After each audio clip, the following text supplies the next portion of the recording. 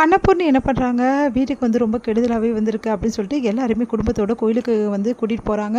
அங்கே வந்து என்ன பண்ணுறாங்க, சிவா கிட்ட இதுக்கப்புறமா நீயும் சிந்துவும் சேர்ந்து வாழணும்ப்பா, சேர்ந்து வாழறதுக்கு முயற்சி பண்ணு, இப்படியே இருந்தால் எப்படி சிவா, இங்கே பாரு, நீ தான் வந்து சிந்துக்கு துரோகம் பண்ண, அவளுக்கு நீ தான் எல்லாமே வந்து பண்ணிகிட்ருக்க, ஆனால் அவள் உனக்கு எதுவுமே பண்ணலையே, நீ எப்படி தாலி கட்டினாலும் பரவாயில்ல அப்படின்னு சொல்லிட்டு உன்னை ஏற்றுந்தானே கணவனாக வாழ்கிறா, நீ அவளுக்கு முக்கியத்துவம் கொடுக்கணும்ப்பா, நீ அவள் கூட சேர்ந்து வாழணும்.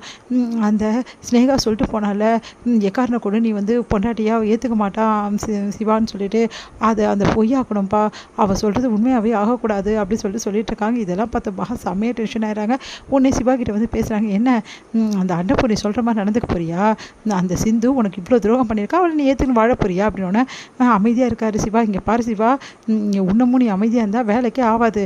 அந்த ஸ்னேகா உனக்கு துரோகம் பண்ணியிருக்கானா அதே மாதிரி சிந்து உனக்கு துரோகம் பண்ணியிருக்கா, அதனால நீ ரெண்டு பேருமே வேணாம் தான் நினைக்கணுமே தவிர ஸ்னேகாவை மட்டும் ஒதுக்கி வச்சுட்டு சிந்து கூட வாழணும்னு நினைக்காத, அதுவும் அன்னபூர்ணிக்காக வாழணும்னு நினச்சேன்னா உன் வாழ்க்கையே பாழாயிடும், அவ்வளோதான் சொல்வேன் அப்படின்னு சொல்லிட்டு திட்டிட்டு போகிறாங்க. அடுத்து வந்து ஆறுமுகம் என்ன பண்ணுறாரு, பெட்ரூமில் வந்து ஒரு பொம்மையை வாங்கிட்டு வச்சுட்டு அதுக்கு நகையெல்லாம் போட்டு அழகு பார்த்துட்ருக்காரு. அதையெல்லாம் பார்த்துட்டு வந்து செம்மையாக டென்ஷன் ஆகிடுறாங்க. பைரவி, என்ன நினச்சிட்டு இருக்க ஆறுமுகம், எதுக்காக இப்படிலாம் பண்ணிகிட்ருக்க, என்கிட்ட நகை வாங்கி கொடுத்து நான் போட மாட்டேன்னு சொல்லிட்டோன்னே இந்த பொம்மைக்கு போட்டு அழகு பார்த்துட்ருக்கியா, இதெல்லாம் நல்லாவா இருக்குது அப்படின்னோடனே, நீ வேணான்னு சொல்லிட்டேன், நான் பொம்மைக்கு போட்டுட்டேன், என்னோட வந்து பொம்மையை நான் லவ் பண்ணுறேன், உனக்கு என்ன பிரச்சனை இருக்குது, ஐ லவ் யூ டி செல்லம், லவ் யூ சொல்லி பார்க்கலாம் அப்படின்றாங்க. அது கேட்டுட்டு செம்மையாக டென்ஷனாக வேணும் என்னை விருப்பேற்றுறான் அப்படின்னோடனே, ஒரு லவ் யூ கூட நீ சொல்ல மாட்டேங்கிறீ திரும்பி நான் சொன்னால் கூட அப்படின்னு சொல்லிட்டு பொம்மையை பார்த்து சொல்கிற மாதிரி பைரவி சொல்லி பயங்கரமாக விருப்பேற்றிட்டு இருக்காரு.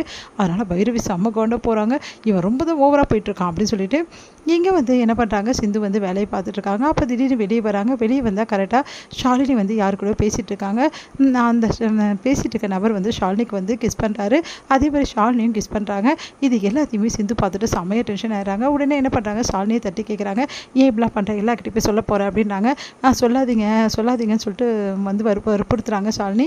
அப்போ கரெக்டாக அவங்க அம்மா வந்துடுறாங்க. எதுக்காக ஷாலினி இப்படிலாம் பண்ணிகிட்ருக்க, ஷாலினியை வந்து பேசுறதுக்கு நீ யார் திட்டுறதுக்கு அப்படின்னு நம்ம சொல்கிறாங்க. அவள் என்ன பண்ணான்னு தெரியுமா அப்படின்னு உடனே ஷாலினி எங்கே உண்மையை சொல்லிட போகிறாங்களோன்னு, நான் அவங்களோட பொருளை உடச்சிட்டேன்னு சொல்லிட்டு கண்ணாடி கிளாஸை என்ன இந்த மாதிரி பண்ணுறாங்க அப்படின்னு சொல்கிறாங்க. அதை கேட்டுட்டு ஏன் பொண்ணு இப்படி பேசுறியா, அவ்வளோதான் உனக்கு அப்படின்னு சொல்லிட்டு இதுக்கப்புறம் நீங்கள் இருக்கே கூடாதுன்னு சொல்லிட்டு அடித்து வந்து வெளியே துரத்தி விடுறாங்க. இது வந்து எதிர்பார்க்காத சிந்து செம்மையாக டென்ஷன் ஆகி போலீஸ் ஸ்டேஷனில் கம்ப்ளைண்ட் கொடுத்துட்றாங்க. இதனால் போலீஸ் வந்து என்ன பண்ணுறாங்க, கூட்டிகிட்டு போயிடுறாங்க மகாவை.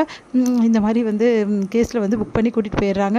அதனால் வீட்டில் எல்லாருமே அதிர்ச்சி அடைகிறாங்க. இந்த விஷயம் கேள்விப்பட்டு உடனே சிவா செம்ம டென்ஷனாக நேராக சிந்து கிட்ட வராது. என்ன நினச்சிட்டு இருக்க சிந்து, எதுக்காக இப்படிலாம் பண்ண அப்படின்னு சொல்லிட்டு கேட்குறாரு. உங்கள் அம்மா பண்ணது மட்டும் நியாயமா, என்னை அடித்து வெளியே துரத்தி விட்டாங்க, அது மட்டும் நியாயமா அப்படின்னு சொல்லிட்டு கேட்குறாங்க. அதை கேட்டுட்டு இங்கே பாரு, என் அம்மா பண்ணால் எந்த தப்பு பண்ணாலும் நீ என்கிட்ட சொல்லியிருக்கலாம், அவங்க அடித்தது தப்பு தான், உங்ககிட்ட அப்படி நடந்துக்கிறது தப்பு தான், இல்லைன்னு சொல்லலை, அதுக்காக கொஞ்சம் கூட மனிதாபிமானமே இல்லாமல் அவ்வளோ பெரியவங்களை எடுத்துட்டு ஜெயிலில் வைக்க முடியுமா, நீ எவ்வளோ பெரிய தப்பு பண்ணியிருக்க தெரியுமா சிந்து, என்னாலலாம் வந்து தப்புன்னு என்னாலலாம் ஏற்றுக்க முடியாது, அவங்க பண்ண விஷயத்துக்கு அவங்க தானே அனுபவிக்கணும், அதுக்காக தான் இப்படி பண்ணேன், இங்கே பாரு சிந்து நீ பண்ணுறது ரொம்ப பெரிய தப்பு, இங்கே பாரு உடனே கேஸை வாபஸ் வாங்கினா அப்படின்னு வாபஸ் வாங்கினா நடக்கிறது வேறு அப்படின்னாங்க. என்ன நினச்சிட்டு இருக்கீங்க டாக்டர், நீ எப்போவுமே எல்லாத்துக்குமே நியாயமாக இருப்பேன்னு நினச்சேன், ஆனால் இப்படி பேசுவேன் நான் நினச்சி கூட பார்க்கல, நானும் அப்படி தான் நினச்சேன் சிந்துவனை, நீ எல்லாருக்கிட்டையுமே பாசமாக இருப்பேன்னு நினச்சேன், ஆனால் இவ்வளோ தூரம் நீ போவேன்னு நினச்சி கூட பார்க்கல அப்படின்றாரு. இங்கே பாரு டாக்டர், என்னால் கேஸ்லாம் வாபஸ் வாங்க முடியாது அப்படின்றாங்க. நீ கேஸ் வாபஸ் வாங்கலைன்னா அதுக்கப்புறமா ஜென்மத்தில் உங்ககிட்ட நான் பேசவே மாட்டேன் சிந்து அப்படின்றாரு. அது கேட்டு அதிர்ச்சி அடைகிறாங்க. ஏன் டாக்டர் இப்படிலாம் பண்ணிகிட்ருக்க, அவங்க பண்ணது மட்டும் நியாயமா, நீ இப்படி நீ பேசலாமா அப்படின்னு. இங்கே பாரு சிந்து, அவங்க பண்ணது அநியாயமாகவே இருக்கட்டும், எதுவாக இருந்தாலும் நான் இருக்கேன், பெரியம்மா இருக்காங்க, எல்லாருக்கிட்டையும் நீ சொல்லியிருக்கணும், அதை விட்டுட்டு நேராக ஸ்டேஷனுக்கு போய் வந்து நீ நின்றுருக்கக்கூடாது, இதனால் பெரியம்மா எவ்வளோ மனசு கஷ்டப்படுறாங்க தெரியுமா, நம்ம வீட்டுக்கு எவ்வளோ கெட்ட பேருன்னு உனக்கு தெரியுமா, எல்லாம் தெரிஞ்சு வேணும்னு பண்ணிகிட்ருக்க நீ அப்படின்னு.